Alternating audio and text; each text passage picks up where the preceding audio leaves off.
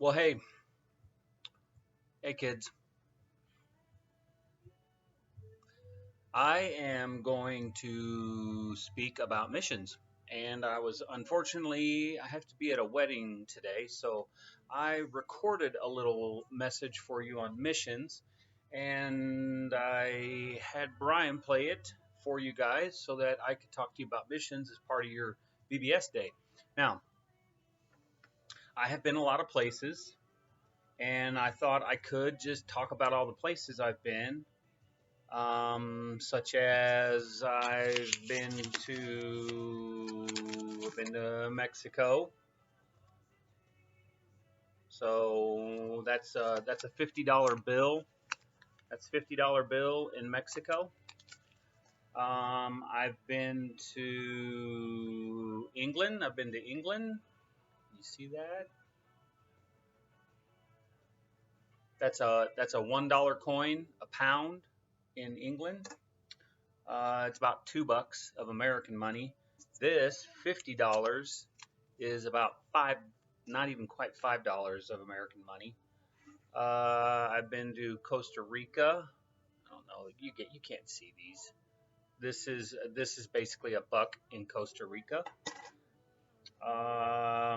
So England, Costa Rica, Mexico. That may be about it.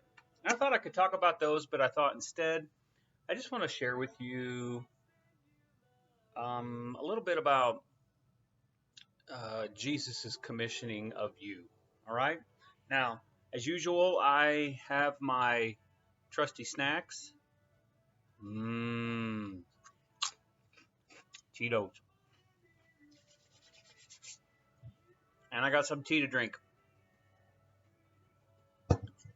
Now, what I would like to share with you guys is I would like to share with you our verse today will be, and I'm dialing it up, will be John chapter 20, verse 21. And this is Jesus talking to his disciples. He says, again, he said, peace be with you. As the Father has sent me, so I am sending you. Now, this is the almost last chapter of the Gospel of John. We have read all of John, and we get to this, and Jesus is saying, just as I was sent, I'm sending you. And so leading up to this, these guys that he's talking to, they have seen Jesus do some pretty crazy things.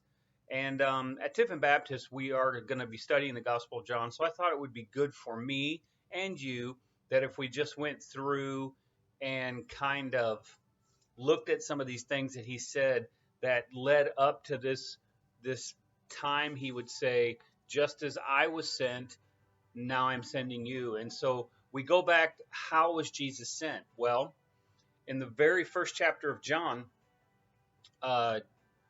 John is telling about the very first disciples that Jesus calls. And what he says in John chapter 1, verse 39 is he says, come and see. And the come and see is a response to, there's some guys following him and they say, hey, where are you living at? Where are you staying? And so instead of Jesus just saying, here, I'll drop a pin on Google Maps, or here's my address, let me write it down for you, he says, come and see. In a sense, he's saying, follow me, I'll show you where I'm staying.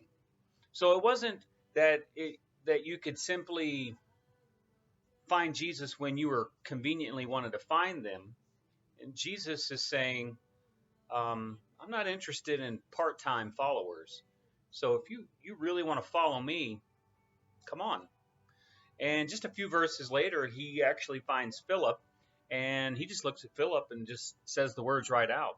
In verse 43 of chapter 1, he says, follow me. Now,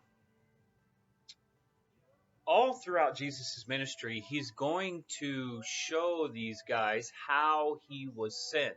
He's going to do it as example. We get to chapter 4 of John, and I'm going to be going quick, but if you're fast in your Bibles, you can get there. So in chapter 4, there is a story that is told to us where Jesus approaches a woman at the well. And I know you've maybe heard this story before, where there's a woman at a well. Well, actually, Jesus is at the well, and a woman is there, and she's getting water, and Jesus says, "Give me a drink." Now, as Jesus looks at her and says, "Give me a drink," she's shocked because Jesus is a Jew, and this lady's a Samaritan. And that's like the biggest racial divide of the day, right? And I think you guys know what racism is, right? Well, let me tell you what, racism is alive and well in Jesus' day. There's a race of Samaritans and there's a race of Jews. And the Jews have nothing to do with the Samaritans. And so in return, the Samaritans really don't want to have anything to do with Jews. Well, here's a Samaritan woman. She's at a well. She's getting water at a time of day when she's not going to bump into Jews. She's made sure of that. Well, here's Jesus. And he says, "Give me a drink." And she looks at him and she says, "You don't have anything to get a drink with. Why would you even be asking me? I'm a Samaritan." And yet Jesus doesn't back down. He says, "If you knew the kind of water I had, you'd ask for that." Well, so the lady gives him a drink. And she begins to question Jesus. And as she questions Jesus, Jesus looks at her and he says, "I'll tell you everything you want to know. Why don't you go get your husband and bring him back here, and we'll have more of this conversation." Well, that calls her out pretty quick. Not only is she a Samaritan, but she's been married 5 times, and the guy that she's living with isn't even her husband. And Jews would be, this is what a Jew would say: "See, I told you so. Look at those Samaritans. They don't deserve God. Look at how they live." But that's not what Jesus says. And that wasn't his point. His point was, this is how I was sent. I was sent to the people that looked like they had absolutely no desire or need of God. And so he said, that's the people I'm sent to. The kind of people that others might avoid. Well, in 5:8, in John chapter 5, flip ahead if you want to get there. In John chapter 5, we get another story of how Jesus is sent. Jesus walks up to a guy who's been crippled. He's actually been crippled for 38 years. And he just walks up to him. He says, "You want to be healed?" And the guy says, I can't. There's evidently nearby was a pool of water they all thought had magical healing powers. And the guy says, "I can't get healed. Every time the water bubbles, I suppose that's when the magic's on." He goes, "I can't get anybody to put me in that water because somebody beats me to it and they take all the magic." And Jesus looks at him and says, "Get up." And that's exactly what happens. In verse 8, he says, "Get up, pick up your mat, and walk." And instantly he's healed. And that's exactly what he does.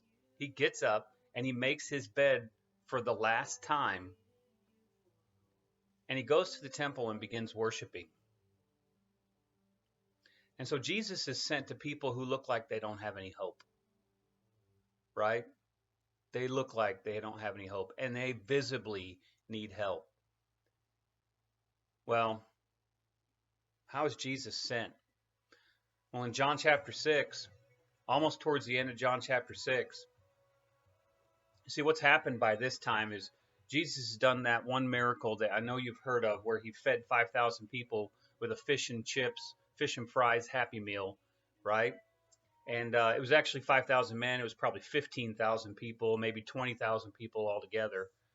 Well, he fed them, and now these people follow him, but they're just looking for a meal. Well, Jesus confronts them on the idea that they're just following him for a meal ticket. And he tells them that isn't what I'm here for, and he refuses to feed them. And not only does he refuse to feed them actual bread, he looks at them and he says, "I am the bread of life. I'm the food you need." And then he begins to teach them about you have to consume this bread and blood, and all this crazy stuff happens in John chapter 6. And when the people hear this, they get frustrated and they leave. Well, the 12 are watching this. And Jesus turns to them, and in verse 67, he goes, "Are you going to leave too?" He says, "You don't want to go away too, do you?" And Peter says, no, where else would we go? So how was Jesus sent? Not only was Jesus sent to help those who would receive him, Jesus is going to push away those who would reject him. Now, another instance of how Jesus was sent is in chapter 9. There's a guy who's been blind since birth. Jesus comes up, spits in the dirt, rubs his eyes with mud. Seems weird.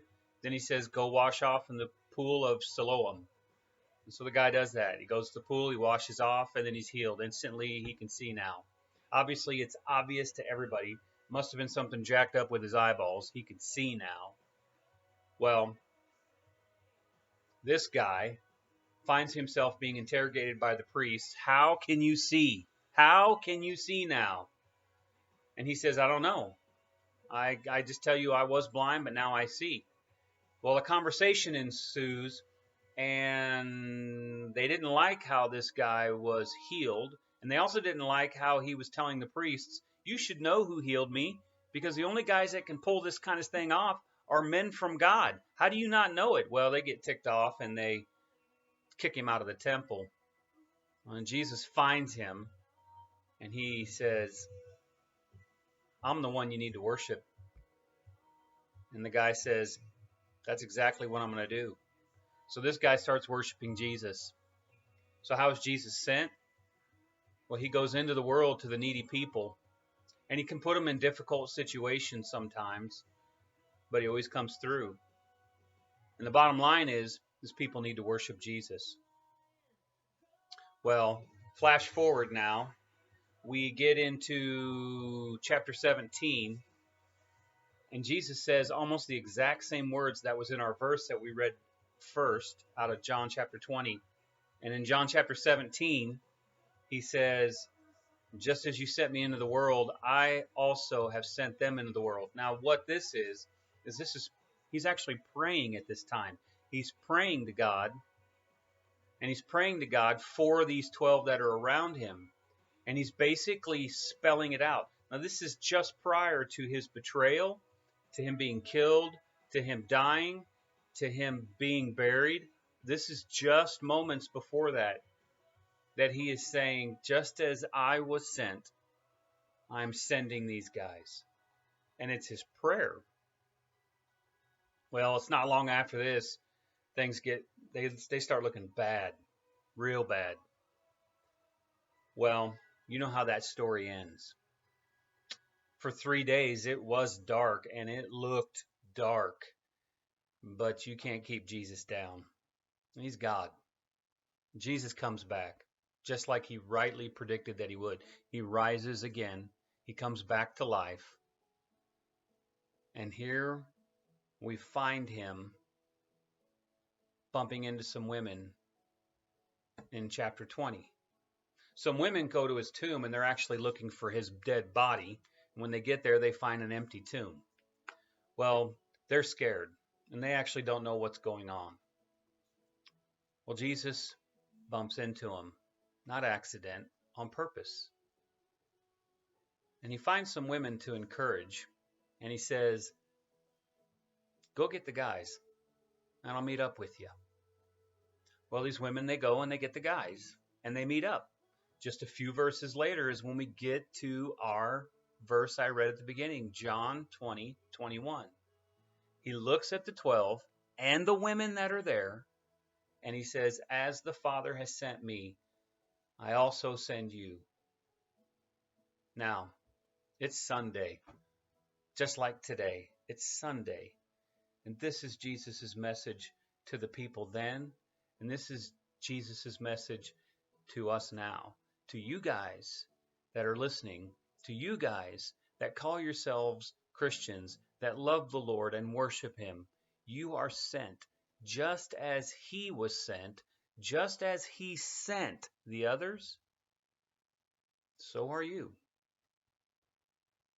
So to speak, he looks at the 12 and he says, I'm going to let you drive the car for a little bit. You know, like I can remember sitting on my dad's lap, and he would pretend to let me steer the car. And then the day came where I actually got behind the wheel myself. And with his supervision, I began to learn how to drive. Well, Jesus supervised these guys for 3 years, and he's putting them in the driver's seat under his supervision. And this message that we hear today, just as the Father sent me, so I am sending you, it's written for us. You see, Jesus went into a mean, hostile world where a lot of people rejected him, but not everybody. You see, that's what he did because he wanted to save it. And his closest friends, he sent them. And his kids today who believe in him, he still sends them. You know, just as God sent his own son to save the world, he sends his adopted ones, that's us, to be a part of that plan. You know, in the very last chapter of John, there's a story of Peter. You know, Peter denied Christ 3 times. And there's this conversation that ensues. So how exactly are we sent? Well, it's very easy. It's the message he gives Peter. And he says, feed my sheep, teach my sheep, take care of my sheep. But then he just looks at Peter, and his last words to Peter that are recorded in John are, follow me. That's how we're sent. We consult, we learn about, and we worship Jesus Christ, and we follow him wherever we go. He goes ahead of us at school, we follow him. He goes ahead of us to the store, and we follow him. Now, one of the verses you guys are going to be studying during this VBS is Philippians 1:6, where it says, being confident of this, that he who began a good work in you will carry it on to completion until the day of Jesus Christ. Well, so how long are you being sent for? Well, until Jesus Christ comes back. So as long as you're on this earth and you're not in heaven where Jesus is, you're being sent. So follow him. Follow him. As you go, follow him. You guys are going to make some bracelets today. They're going to find their way to an orphanage just outside of Monterrey, Mexico, where there's some kids that live on an orphanage. And what you're going to do is you're going to give the missionaries a little help with their world that they're sent. You're also going to make some bracelets for the McAllister's kids. There's 3 of them. And you're going to encourage them that as they are also being sent, that you're in the battle with them. This is one big church that we're a part of. One big body, one big mission team. Well, my encouragement to you guys is just follow Jesus, just like the 12 did about 2,000 years ago, just like he did as he was sent by the Father. Just as the Father sent Jesus, he sends you. All right. Have a good time at VBS. We'll see you guys later.